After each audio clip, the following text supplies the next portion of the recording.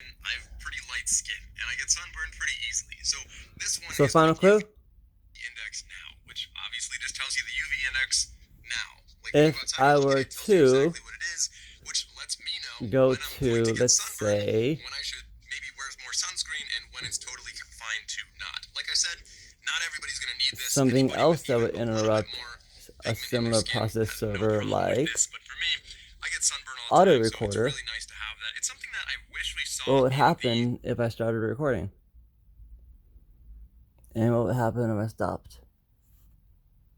the weather app. Instead, it just says like low, moderate, high. Having the exact number, I think, is a little bit more useful for me. But obviously, like I said, Again, not everybody needs this. But if you do, for it's a very authenticity's useful app. sake, Trust me. Moving on to number seven. home This button. is one that I think anybody without a Samsung phone probably does need. Now, the Alright, need that's final maybe clue. not, I think but that should you're be a enough for you guys Samsung to figure it Pay out.